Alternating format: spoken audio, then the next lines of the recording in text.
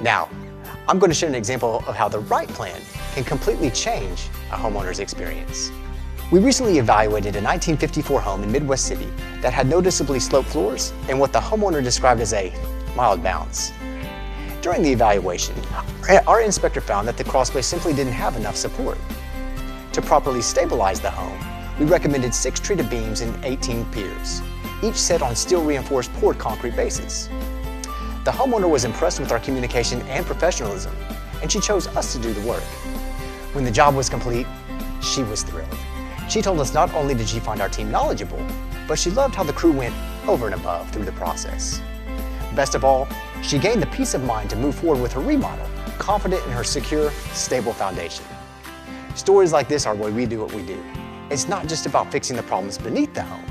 It's about restoring confidence, safety, and peace of mind for what comes next.